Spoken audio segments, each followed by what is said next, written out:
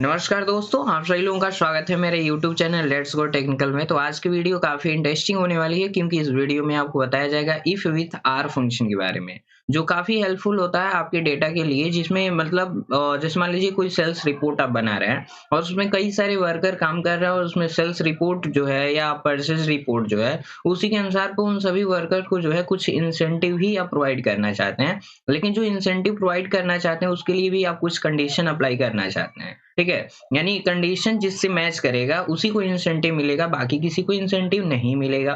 तो इसके लिए मैंने एक पिछली वीडियो बनाया था इफ विथ आर फंक्शन के बारे में। तो इफ विथ एंड फंक्शन के बारे में वीडियो बनाया था।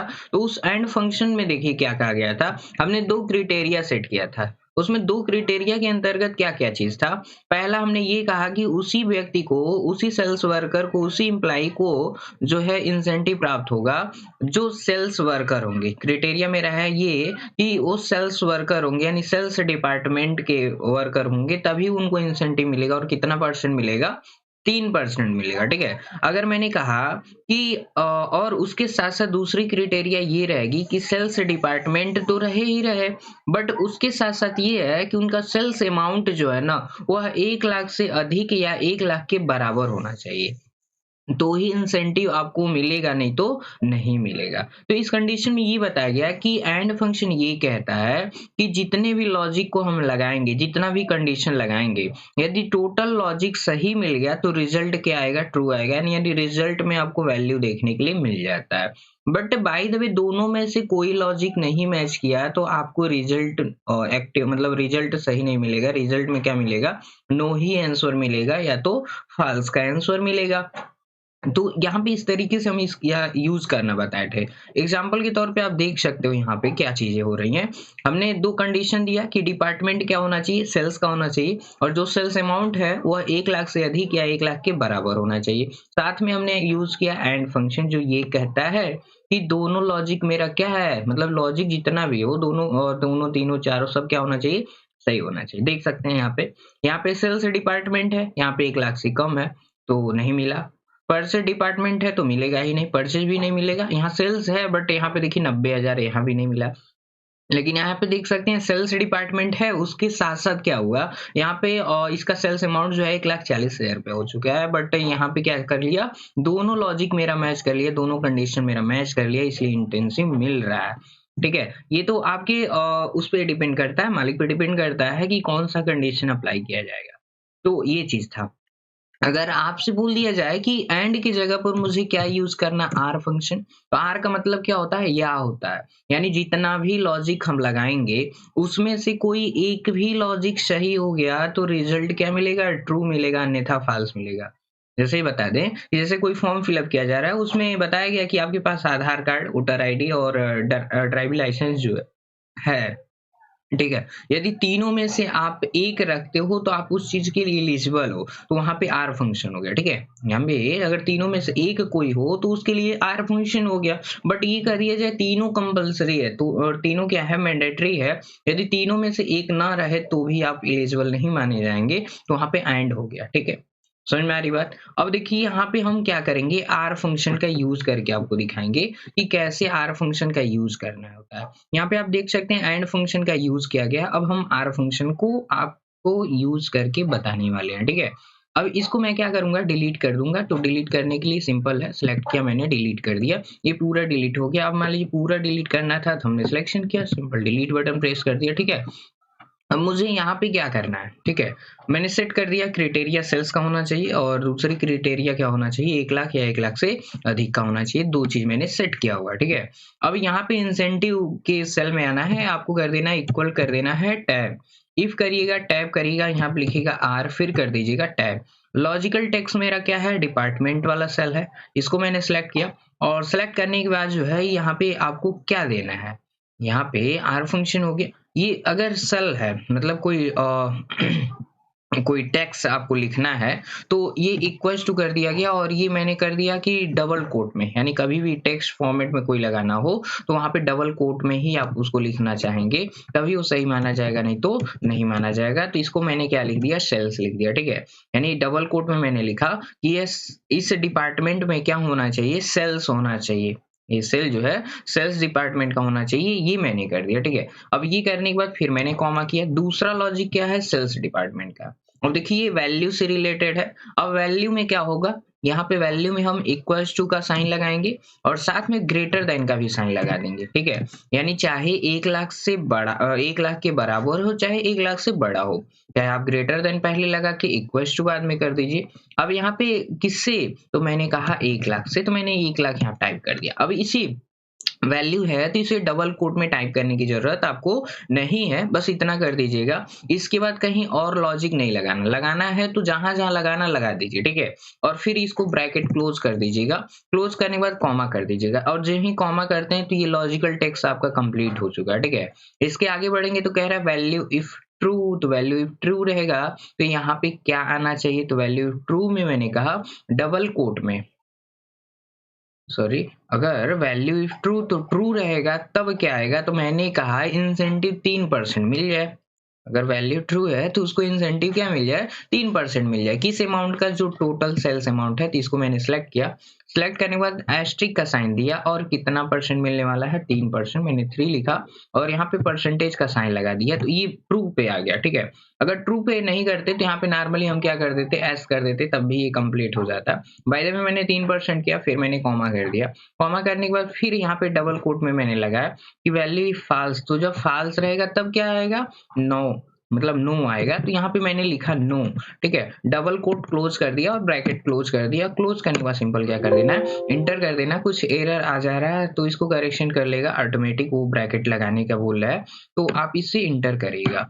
इंटर करते ही आप देख पा रहे होंगे यहाँ पे इंसेंटिव प्राप्त हो चुका है। इसको मैं डबल क्लिक कर देता हूँ, ठीक है। डबल क्लिक में कर दिया तो ये नीचे की तरफ पूरा ड्रैग कर दिया, ठीक है। हमारा लॉजिक क्या था, हमारा लॉजिक ये था कि यहाँ पे क्या हो, यहाँ पे क्या हो, सेल्स डिपार्टमेंट हो और सेल्स डिपार्टमेंट के साथ यहाँ पे क्या है, अमाउंट 1 लाख या 1 लाख से बड़ा हो, ठीक है। तब आपको क्या मिलेगा, इंसेंटिव मिलेगा। बट हमने बीच में क्या है, आर फंक्शन का यूज किया, तो आर फंक्शन ये कहता है चाहे डिपार्टमेंट सेल्स का हो, चाहे सेल्स अमाउंट 1 लाख से अधिक का हो, ठीक है। तो फर्क नहीं पड़ता है, तो चाहे सेल्स डिपार्टमेंट आ जाए तब भी इंसेंटिव मिलेगा। अगर सेल्स अमाउंट 1 लाख या 1 लाख से अधिक का गया तब भी इंसेंटिव मिलेगा। आप शायद देख पा रहे होंगे यहाँ पे सेल्स डिपार्टमेंट आ गया तो इंसेंटिव इनको मिल गया, भले ही ये 1 लाख रुपए से क्या है, कम है, ठीक है। यहाँ पे देखिए परचेज डिपार्टमेंट है बट 1 लाख से अधिक है इसलिए इंसेंटिव मिल गया। यहाँ पे परचेज है, यहाँ पे देख सकते हैं 1 लाख से अधिक है इसलिए इंसेंटिव मिला।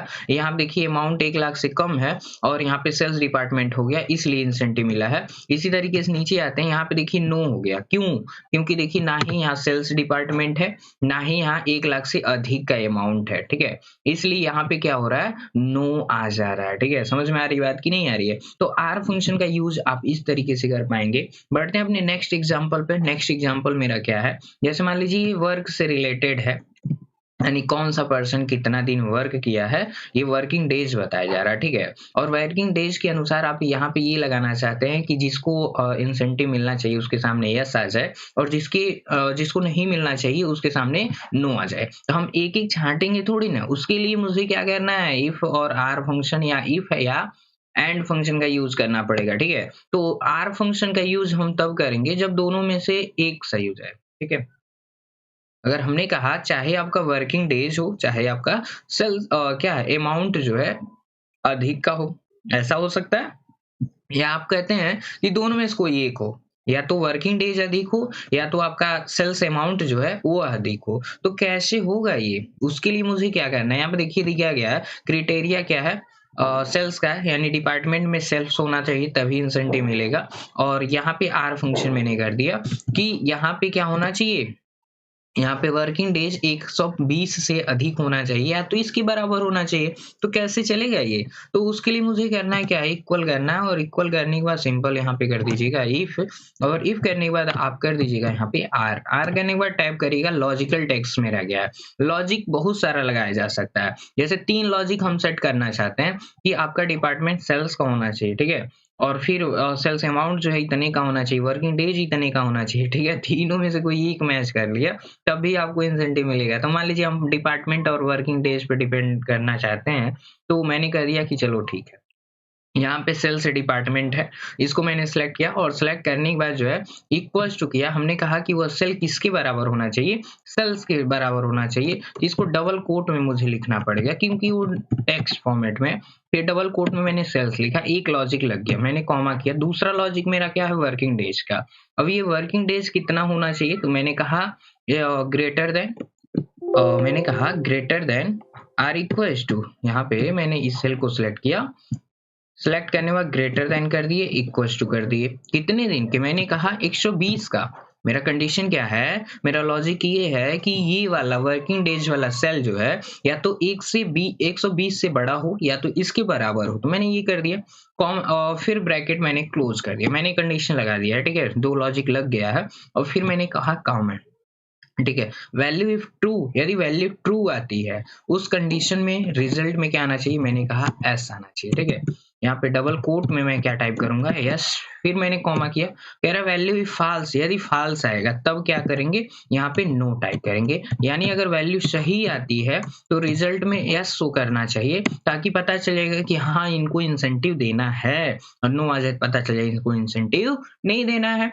अब मैं इंटर कर दिया, इंटर करने के बाद कुछ एरर आ रहा है क्योंकि मैंने ब्रैकेट नहीं लगाया था। मैंने इंटर कर दिया, ये चीज तो हो चुका है। अब इसको सिंपल मैं क्या करूंगा, ऐसे ड्रैग कर दूंगा। अब ये ड्रैग मैंने किया तो यहाँ पे आप देख सकते हो मेरा कंडीशन क्या था, सेल या तो सेल्स डिपार्टमेंट होना चाहिए या तो आपकी वर्किंग डेज जो है क्या होना चाहिए, 120 दिन होना चाहिए या उससे अधिक का होना चाहिए, तभी आपको इंसेंटिव मिलेगा। आप देख पा रहे हो यहाँ पे ऑप्शन यस हो गया, क्यों यस हो गया, आप देख पा रहे हो यहाँ पे 114 है, बट यहाँ पे क्या है, सेल्स डिपार्टमेंट है। तो जब सेल्स डिपार्टमेंट रहे चाहे 120 रहे, दोनों में से कोई एक रहेगा तब भी मिलेगा, दोनों रहेगा तो भी मिलेगा। अगर दोनों नहीं मैच किया तब मुझे इंसेंटिव नहीं पे करना पड़ेगा। तो यहाँ पे देखिए यस है, यहाँ पे 120 है, यहाँ भी 120 है, 136 है, 127 है। यहाँ देखिए नहीं मिला, क्यों नहीं मिला, क्योंकि देखिए यहाँ पे 117 हो गया और यहाँ पे डिपार्टमेंट जो है सेल्स का नहीं है, क्या है, परचेस का है, इसलिए यहाँ पे नहीं मिला, दोनों नहीं मैच किया।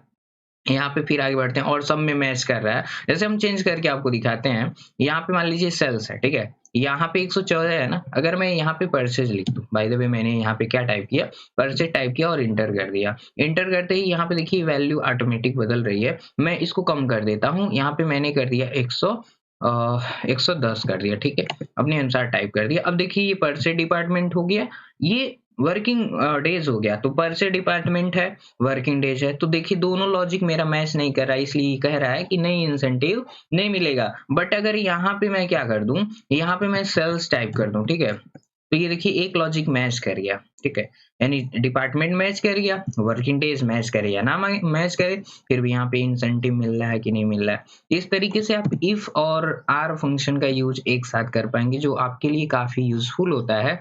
तो बहुत सारी टेक्निक्स होते हैं आपके इफ फंक्शन के साथ ही इसका यूज करने का। आप इसी में इंसेंटिव ही लगाना चाहते थे कि कितना परसेंट उसे इंसेंटिव पे करना है, तो उसके लिए भी आप ये तरीका जान लीजिए कैसे करना है। यहाँ पे मान लीजिए इसको मैंने सिलेक्ट किया, आप यहाँ पे जब कॉमा करते हैं ना, इसको मैं हटा देता हूँ राइट साइड से।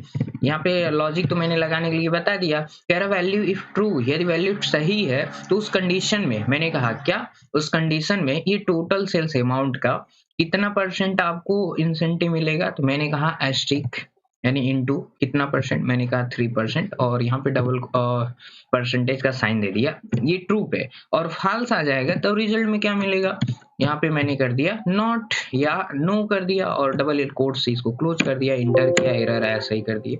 अब इसको मैं ड्रैग कर देता हूँ। अब देखिए जहाँ पे रिजल्ट मिलेगा वहां पे आप देख पा रहे होंगे सब में ये क्या मिला है, इंसेंटिव रिलीज हो चुका है। क्यों, क्योंकि आप देख सकते हैं कि सारा में कुछ न कुछ सही चल रहा है। अगर मान लीजिए यहाँ पे परचेज डिपार्टमेंट है, ठीक है, और यहाँ से 126 हो गया, तो मेरा लॉजिक तो यही था, या तो सेल्स डिपार्टमेंट रहे या तो 120 से अधिक रहे, दोनों में कुछ एक रहे। यहाँ परचेज हो गया, ये तो खारिज हो गया, बचा गया 126, 126 है, बट मैं इसको बदल दूं, अगर 110 कर दिया तो देख सकते हैं यहाँ इंसेंटिव कितना हो गया, नो हो चुका है। क्यों, क्योंकि यहाँ पे परचेज डिपार्टमेंट है ना कि सेल्स है। यहाँ पे वर्किंग डेज 120 से कम हो गया, इसलिए यहाँ पे इंसेंटिव इनको नहीं मिलेगा। शायद आपको समझ में आ गया होगा। आई होप आपको ये वीडियो पसंद आई होगी। ये वीडियो मेरी पसंद आई हो तो मेरे वीडियो को लाइक करिए, शेयर करिए और चैनल को सब्सक्राइब करना ना भूलें। साथ में बेल आइकन को ज़रूर प्रेस करें ताकि वीडियो की नोटिफ़िकेशन आपको मिलती रहे। तो मिलते हैं किसी नेक्स्ट वीडियो के साथ, तब तक के लिए बाय बाय।